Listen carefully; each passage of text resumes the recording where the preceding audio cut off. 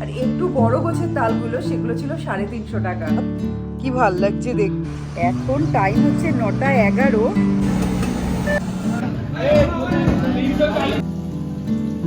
এই কালো অংশটা এটা, আর এই যে সামনে এই চোখলার মতন অংশটা।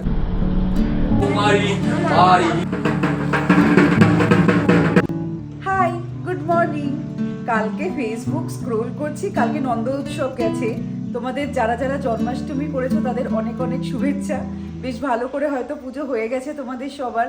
আমি তো জন্মাষ্টমী করি না, কিন্তু ফেসবুক স্ক্রল করছি আর সবার বাড়ির গোপাল দেখছি। এত সুন্দর গোপালগুলো, কি ভালো লাগছে আর কি সুন্দর করে সাজিয়েছে সবাই। শুধু গোপাল না, গোপালের চারিপাশটাও খুব সুন্দর করে সাজিয়েছে। তারপরে প্রসাদে তালের বড়া, মালপোয়া, যে যেরকম পারে। তালের বড়া তো ম্যান্ডেটারি। আর আমি এখানে তালের বড়ার জন্য তাল খুঁজতে গেছিলাম, তাল পাইনি সেরকমভাবে। আমাদের বাড়ির সামনে ঈশিতা আমার যে দোকানটা আছে সেখানে তাল এনেছিল। তালের দাম শুনবে, ছোট্ট তালগুলো, একদম ছোট্ট ছোট্ট তালগুলো, সেগুলো ছিল 250 টাকা। আর একটু বড় গোছের তালগুলো সেগুলো ছিল 350 টাকা। গেছিলাম কিনতে, কিন্তু তালের দাম শুনে চলে এসেছি, আর তাল না কিনে। কি সুন্দর গোলাপ ফুটেছে দেখো, একটা থোকাতে কতগুলো গোলাপ। কি ভাল লাগছে দেখতে। টগরও ফুটেছে আজকে ভালো, কিন্তু জবা ফুল একটাই ফুটেছে আজকে।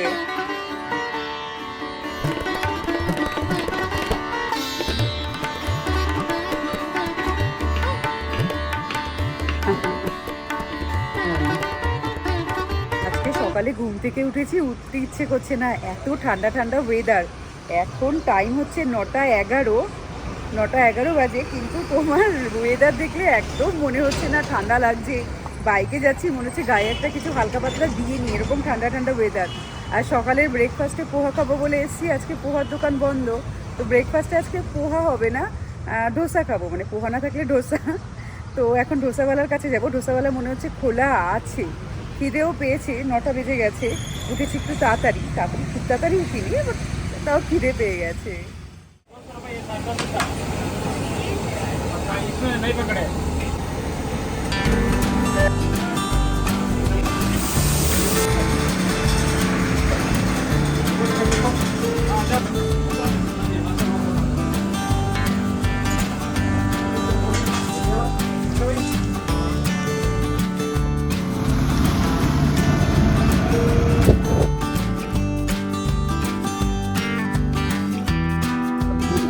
বাজার এখন সবে বসছে, পুরোপুরি বসেনি।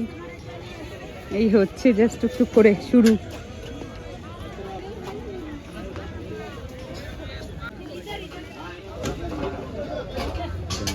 ও ভাইয়া পাপড়ি कैसे? 20 का पाव।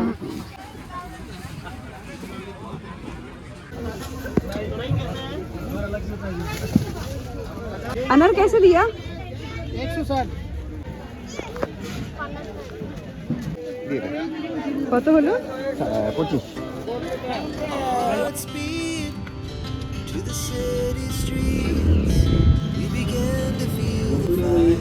ডবল ডবল যেতে ইচ্ছে করলো না তাই।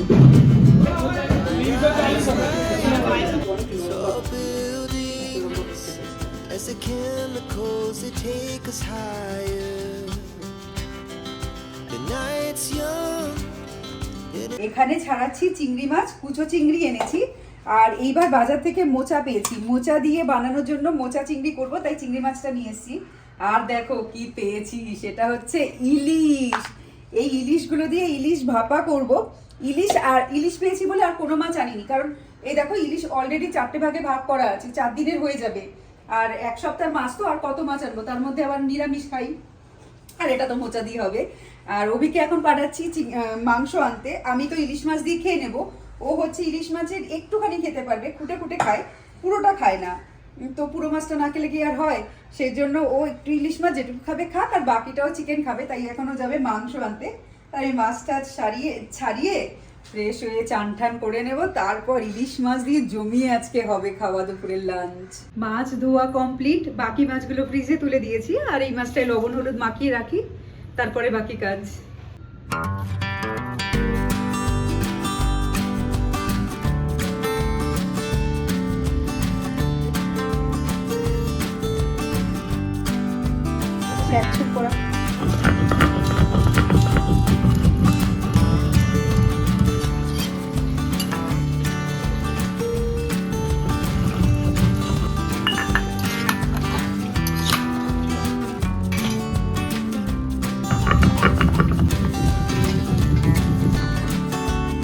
এখানে মশলা বাচ্ছি, ওদিকে এখানে মাংস ম্যারিনেট করে নিয়েছে, আর মাছ তো লবণ হলুদ মাখানোই আছে। মাংসটা জাস্ট রান্না করতে যাবে। আমাদের এই পেঁয়াজের ঝুড়িতে আলু পেঁয়াজ পুরো একদম বাড়ন্ত, একটাও নেই। এখন যেতে হবে গিয়ে আলু পেঁয়াজ আনবো, তারপরে গিয়ে রান্না। এদিকে আমরা বাজার ঘুরে আসলাম, আলু পেঁয়াজ দিয়ে ঘরে বাড়ন্ত হয়ে গেছে, একদম মনে নেই। মানে কি অবস্থা বাবু, আমরা কিরম বাজার করি, যে কতক্ষণে ভালো ভালো মাছ কিনবো আর কতক্ষণে বাঙালির কাছে গিয়ে বাঙালি কিছু সবজি কিনবো, কোথায় ওটাই মাথার মধ্যে এখানে চলতে থাকে।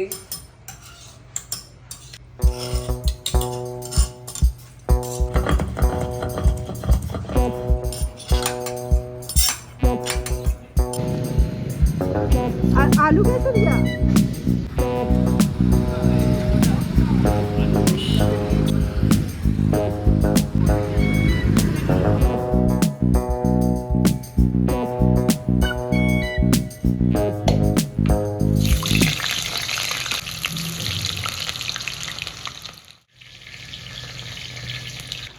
ইলিশ মাছটা আগেই লবণ হলুদ মাখিয়ে রেখে গেছি। এবার কড়াইয়ে সর্ষের তেল গরম করে একটু কালো জিরে ফোড়ন দিয়ে দিয়েছি। তাতে মাছগুলো জাস্ট এপিট ওপিট উল্টে নিয়েছি।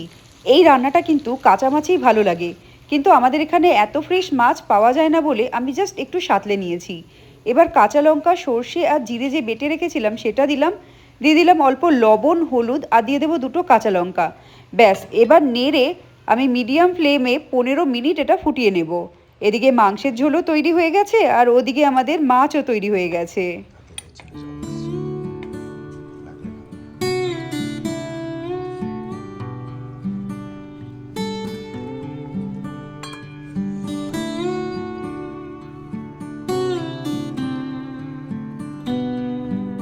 ইলিশ মাছ খেয়ে লম্বা একটা ঘুম দিয়েছি। কি বলতো, আজকে না বৃষ্টি হয়েছে, এখনো টিপি টিপি করে বৃষ্টি পড়ছে, ওর জন্য বেশ ভালো ঘুম হয়েছে। তারপরে মাঝখানে অর্ডারও এসেছিল, অর্ডার তো দিতেই হবে।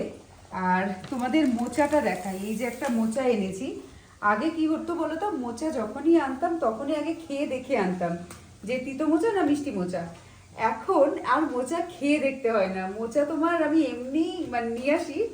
আর অনেকেই হয়তো জানো কিভাবে মোচা তিতোটা কাটায়, তো আজকে আমি সেটা একবার বলে দেবো। আর একটা জিনিস শেখাবো, যারা জানে না মোচা কি করে ছাড়াতে হয় তাদের একবার বলে দিই।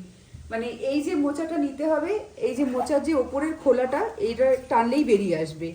তো এটা এরকম বের করে নিলে পরে এই যে মোচার যে ফুলগুলো, এগুলো বের করতে হবে। এগুলো এরকম টানলে এই যে বেরিয়ে গেল। তো এরকম সব এক জায়গায় করে নিচ্ছি আমি, যাতে রাখার সুবিধা হয়।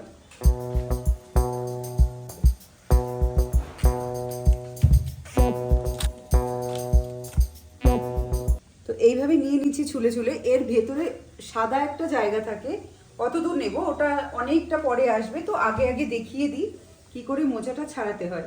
তো এই যে মোচার এরকম একটা লম্বা ফুল নিতে হবে, এটাকে পুংকেশর বলে। এই কালো অংশটা এটা, আর এই যে সামনে এই চোখলার মতন অংশটা, এই দুটো তুলে ফেলে দিতে হয়। আর বাকি এই মোচাটা হয়ে গেল একদম ফ্রেশ। আরেকটাতেও দেখিয়ে দিই, এটা অনেক সময় কালোও থাকে বা সাদাও থাকতে পারে। এই যে এই ডান্ডিটা, এটা শক্ত ডান্ডিটা, আর এই যে এই ফুলের সামনের এই জায়গাটা পাতলা জায়গাটা, আর এটা। ব্যাস হয়ে গেল মোচা ছাড়ানো। তারপরে মোচা কাটতেও হয়, সেটা পরের স্টেজে আসছে। আগে মোচাটা ছাড়াই, এই মোচাটা ছাড়াতে অনেকক্ষণ লাগবে, ওদিকে বলবো হেল্প করতে। There was once a day that I would pray for you. I'd go and misbehave just so you'd notice too. Sneaking looks up and down from across the room. Damn, what a hell of a view. মোচা ছাড়াতে ছাড়াতে যেই অংশটার কথা বলছিলাম, এটা হচ্ছে এই সাদা অংশটা। তো কি বলতো, এর ভেতরে আর কিন্তু মোচা বেরোবে না। এই দেখো, বেরোবে না মানে যেইগুলো আছে এগুলো থেকে যে ওই ফুলের আমরা অংশগুলো বের করে দিচ্ছিলাম, সেই জিনিসটা আর এখান থেকে বেরোবে না। এটা একদম ছোট্ট ছোট্ট, তো এগুলো সমেতই দিয়ে দিতে হয়। যখন দেখবে ওই আর মানে ছাড়াতে পারছে না, তার মানে বুঝে যাবে এই জায়গাটা এটা পুরো দিয়ে দেবে। আর যেটা মেইন জিনিস সেটা হচ্ছে মোচা কাটার সঙ্গে সঙ্গে জলে দিতে হয়। আর জলে অবশ্যই করে একটা চুনের প্যাকেট এরকম কেটে মিশিয়ে দেবে। চুনের পরিমাণটা দেখিয়ে দিই, খুবই সামান্য দেবো, খুব বেশি নয়। এই যে এতটা যথেষ্ট, মানে হাফ চামচেরও কম বলতে পারো। তো এটা ভালো করে গুলিয়ে নিচ্ছি।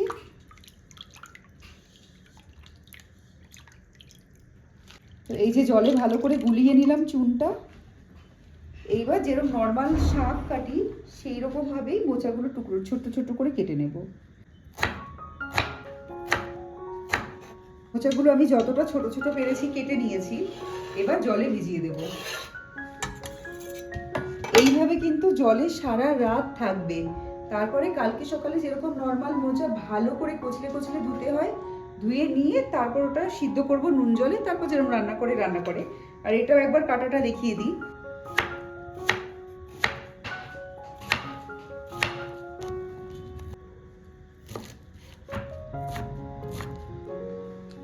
তো দেখেই নিলে কিভাবে মোচা কাটতে হয়। মোচা রান্নাটা ঠিক আছে, যদি যে যে দরকার যারা যারা জানো না তারা কমেন্টে লিখে জানিও, আমি তাহলে কোনো একটা ভিডিওতে পরে আমি মোচা রান্নাটাও দেখিয়ে দেব। আর আজকে অনেকেই জানো বাড়িতে মনসা পুজো হয়, অনেকেরই বাড়িতে মনসা পুজো হয়। আমাদের বাড়িতে আজকে মনসা পুজো হয়। আজকে শ্রাবণ মাসের সংক্রান্তর দিন, শেষ দিন, এই দিনেই পুজো হয়। তো আমাদের বাড়িতেও পুজো হয়েছে। দিদির কাছে কিছু ভিডিও ক্লিপ চেয়েছিলাম, ও পাঠিয়েছে। তো সেই ভিডিও ক্লিপগুলো তোমরা এখন একটু দেখে নাও।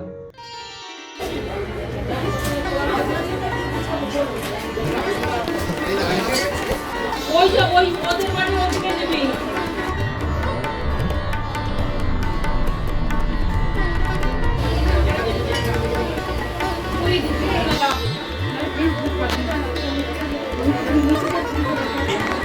জগন্নাথ বাহিকা প্রতাপিনা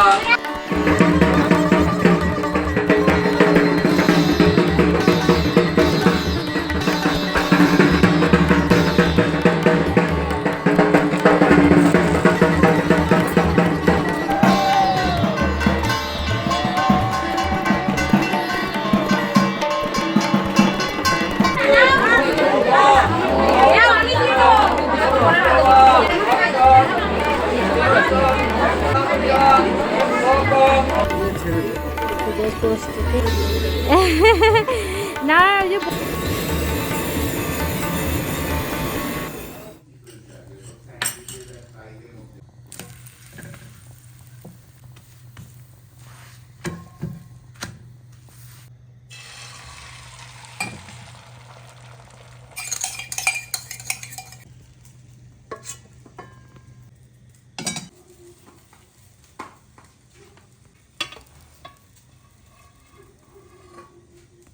দিনের বেলা এত রিচ খেয়েছি, রাত্রেবেলা একদম লাইট খেতে ইচ্ছে হচ্ছে।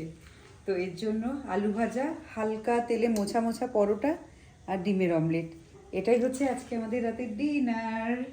আর এই ভিডিওটা এখানেই শেষ করে দিই। ভিডিও ভালো লাগলে লাইক করো, ভিডিওটাকে শেয়ার করো, চ্যানেলটাকে সাবস্ক্রাইব করো। এবার আসছি, টাটা আর গুড নাইট।